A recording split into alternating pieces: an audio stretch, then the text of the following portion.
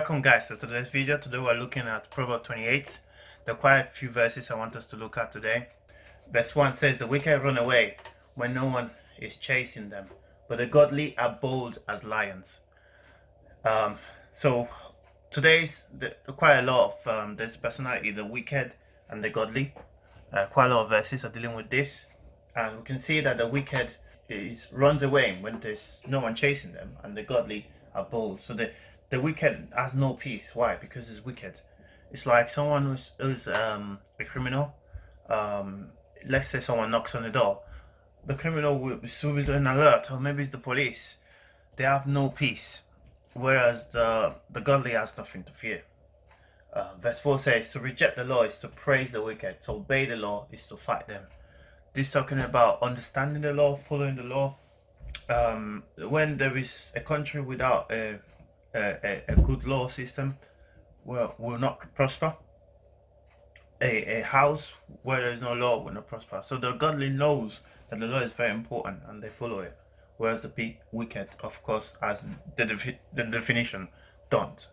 Verse 30 says, "People who conceal the sins will not prosper, but if they confess and turn from them, they will receive mercy." This verse is one verse that actually kind of took me as well. What I learned from this is actually that when we do something wrong and we conceal it, we actually allow that thing to grow in us. So we keep doing it. But rather, if we confess it, it's very easy to change from it. So that's the principle I actually gained from this verse, is that indeed, if for example, habits are formed, bad habits are formed when you don't quickly deal with it while you first do it. Instead, concealing it actually allow it to grow. So verse 3 says that a poor person who oppresses the poor is like a pounding rain that destroys the crops. What I learned from this verse is actually the poor person.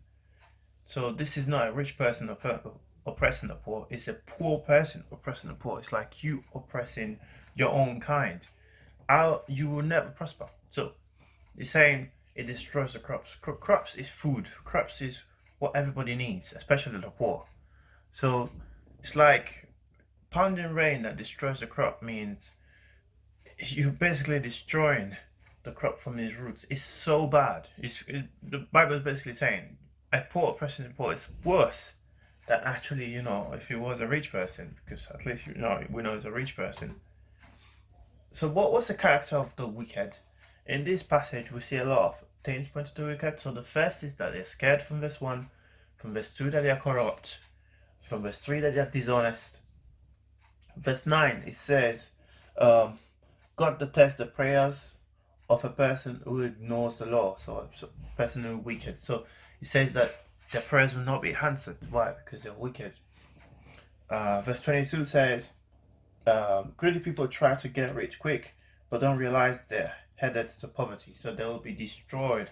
In verse 18 it says, the blameless will be rescued from harm, but the crook will be suddenly destroyed. So we have verse 22 and verse 18 talking about them being destroyed and them losing their riches.